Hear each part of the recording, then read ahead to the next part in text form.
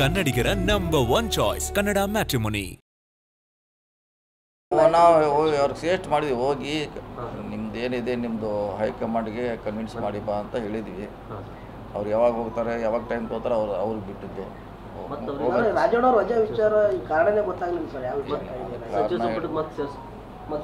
ಅದ್ರಲ್ಲಿ ಹೋಗಿ ಕನ್ವಿನ್ಸ್ ಮಾಡಿ ಬರಬೇಕು. ಏನು ಗೊಂದಲ ಆಗಿದೆ, ಏನೋ ಸಮಸ್ಯೆ ಆಗಿದೆ ಅಂತ ಫಸ್ಟ್ ಅವರು ಕನ್ವಿನ್ಸ್ ಮಾಡಿ ಬಂದ್ಮೇಲೆ ಮುಂದಿನ ಪರಿಹಾರ. ಎಸ್ ಟಿ ಸಮುದಾಯದ ನಾಯಕರನ್ನು ತುಳಿತಕ್ಕಂಥ ಕೆಲಸ ಆಗ್ತದೆ ಅಂತ ರಾಜ್ಯದಲ್ಲಿ.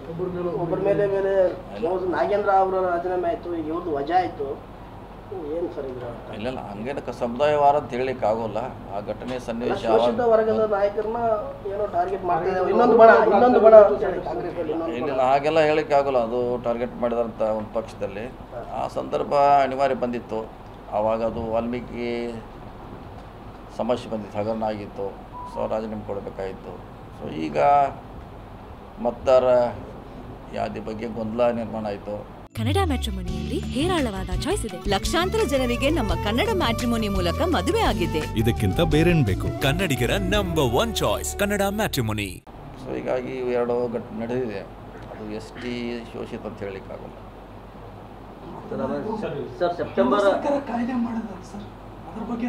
ಸರ್ಕಾರ ಕ್ರಮ ಕೈಗೊಳ್ಳಬೇಕು. ಅದು ಸರ್ಕಾರದ ಡ್ಯೂಟಿ. ಯಾರಿಗೆ ನ್ಯಾಯ ಕೊಡಿಸ್ಬೇಕು, ಅನ್ಯಾಯ ಆಗಿದೆ ಅಂತ ಸರ್ಕಾರ ಅದ್ರ ಬಗ್ಗೆ ಡಿ ಸಿಗಳು ಗಮನ ಹರಿಸ್ಬೇಕಷ್ಟೆ.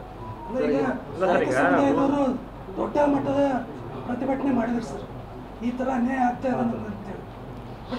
ಅಲ್ಲ, ಅದನ್ನು ಡಿ ಸಿ ಅಂತ ಹೇಳೋದು. ಅದು ಡಿ ಸಿ ಅವ್ರಿಗೆ ಅಧಿಕಾರ ಇದೆ, ಅವ್ರ ಗಮನ ಹರಿಸ್ಬೇಕು, ಅವ್ರ ನಿಯಂತ್ರಣ ಮಾಡಬೇಕು. ಅದಕ್ಕೆ ಪ್ರತಿಯಾಗಿ ಕಬ್ಬಲಿಗೆ ಸಮಾಜದವರು ಸಹಿತ ಹೋರಾಟ ಮಾಡಿದ್ರು ಸರ್.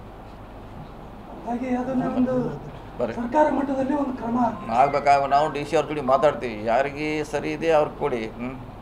ಯಾರಿಗೂ ಅನ್ಯಾಯ ಆಗಬಾರ್ದು, ಲಾಭನೂ ಆಗಬಾರ್ದು ಸರ್. ಮತ್ತೆ ಈಗ ಸೆಪ್ಟೆಂಬರ್ ಅಕ್ಟೋಬರ್ ಕ್ರಾಂತಿ ಕನ್ನಡಿಗರ ನಂಬರ್ 1 ಚಾಯ್ಸ್ ಕನ್ನಡ ಮ್ಯಾಟ್ರಿಮೋನಿ.